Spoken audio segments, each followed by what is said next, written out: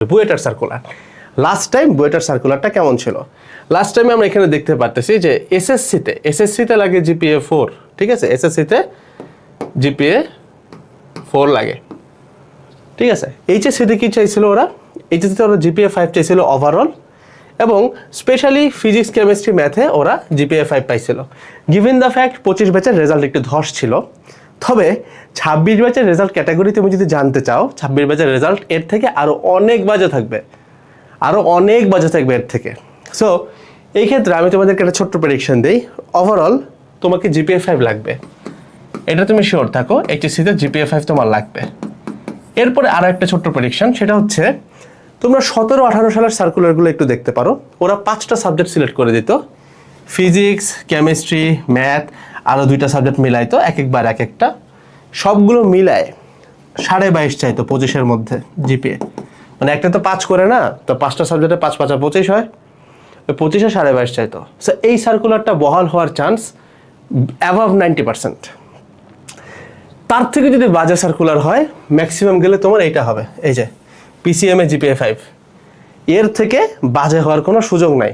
মানে 90% নাম্বার বুয়েট চাই বসবে, এই ঘটনা জীবনেও ঘটবে না এবার, ঠিক আছে?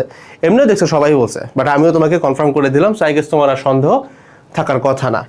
এরপরে আমরা যদি আরও মানে ইউনিট অনেকগুলো ইঞ্জিনিয়ারিং, এটা হচ্ছে কুয়েটে তুমি দেখো কি চাইছিল, কুয়েটে চাইছিল হচ্ছে প্রথমত তোমার ফিজিক্স, ম্যাথ, কেমিস্ট্রি এবং ইংরেজি, 4টাতে টোটাল 4 5 20 হয়। 20 জিপিএর মধ্যে আমাদের 18 চাইছিল। এটা সেমই থাকবে, এটা চেঞ্জ হবে না, এটা সেমই থাকবে, ঠিক আছে? এটা সেমই থাকবে। সিমিলারলি তুমি দেখো, এটা হচ্ছে এটা প্রবাবলি চুয়েটার হইতে পারে, হ্যাঁ এটা হচ্ছে চুয়েটার মনে হয়। 2022-এ সরি, এটা হচ্ছে জিপিএ 4 চাইতে বলছিল এসএসসিতে, অ্যান্ড তোমার এইচএসসিতে হচ্ছে জিপিএ 14 চাইছে, 14। ফিজিক্স, কেমিস্ট্রি, ম্যাথে 14 চাইছে, মানে 15-এর মধ্যে 14। এটাও এর থেকে কঠিন হবে না, এটাই থাকবে, ঠিক আছে? সাস্ট বলো, রুয়েট বলো, বুটেক্স বলো, 25-26 সেশনে যা সার্কুলার পাইছো সিমিলার হবে, অ্যান্ড মেজরিটির এক্সাম টেস্টের প্রিপারেশন একই হবে। এখন তোমার একটা জিনিস বলে, অনেকে তোমরা প্রশ্ন করবা, মানে ভার্সিটিতে কারা যাবে এটা আমি বলতেছি, তার আগে শোনো, ইঞ্জিনিয়ারিংয়ে এটা আমি প্রতি ব্যাচকে বলেই তোমাদেরকে শুরুতে বলে দিচ্ছি।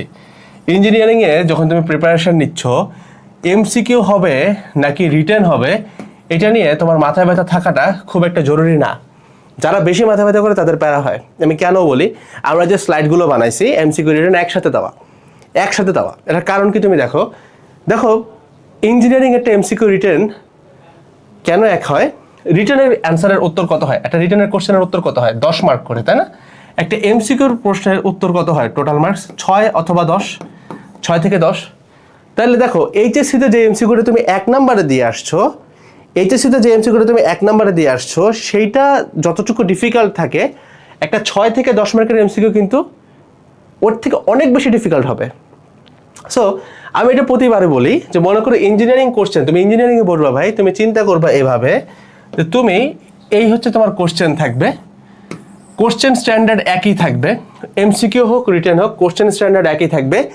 এমসিকিউর ক্ষেত্রে এখানে কয়েকটা অপশন দিয়ে দিবে, তোমাকে এই ফাঁকা ফোকা জায়গা দিয়ে রাফ করতে হবে, আর রিটেনের ক্ষেত্রে এই অপশনটা দিবে না, জাস্ট 3-4 আঙ্গুল ফাঁকা জায়গা দিয়ে দিবে। এই হচ্ছে কথা, এখানে আর কোনো প্যাচ নাই। সো তুমি যেটা দাঁড়ায়, ইঞ্জিনিয়ারিং এমসিকিউ আসুক আর ইঞ্জিনিয়ারিং রিটেন আসুক, প্র্যাকটিসের ধরন তোমার ডিফারেন্ট হবে, বাট তুমি কি পড়বা সেটা একই হবে। অর্থাৎ বুয়েটে যে কোশ্চেনটা রিটেনে আসতেছে, সেই কোশ্চেনটা ধুম করে কোন একটা ইঞ্জিনিয়ারিং এমসিকিউ ভর্তি পরীক্ষায় চলে আসতে পারে, কারণ ওই এমসিকিউর নাম্বার আর ওই রিটেনটার নাম্বার কিন্তু কোয়াইট সিমিলার, একই নাম্বার। আমার জায়গাটা বুঝছো? সো রিটেনের জন্য কি পড়বা, এমসিকিউর জন্য কি পড়বা, এত প্যারা না খায় ভাই, জিনিসটাকে আমরা এই কারণে কম্বাইন করে দেই। হ্যাঁ, ভার্সিটির জন্য রিটেন আর এমসিকিউর মধ্যে অনেক পার্থক্য আছে। ভার্সিটির রিটেনের প্রস্তুতিটা একটু ডিফারেন্ট, আমরা ওইভাবে করেই পড়াবো আর কি। আমরা আর কি 15 আগস্ট থেকে ক্লাস শুরু করবো আর কি, ওগুলো 15 আগস্ট থেকে দেওয়া থাকবে। বাট ইভেনচুয়ালি ওই যায় রিফান্ড যে টেস্ট করবা তোমরা, ওইটার জন্য অলরেডি আমাদের প্যানেলে বেশ কিছু ক্লাস দেওয়া আছে। সো তুমি ঢুকে ক্লাসগুলো দেখে, আমরা যেটা ক্লেম করি যে আমরা এটা করার পরে তোমার এই ম্যাথগুলো কখনো বাঁচবে না, করে তুমি দেখতে পারো, তুমি চেক করতেই পারবা, ঠিক আছে? সো এই হচ্ছে তোমার ওভারঅল ইঞ্জিনিয়ারিংয়ের কথাবার্তা। এখন ভার্সিটিতে কারা যাবে ভাই?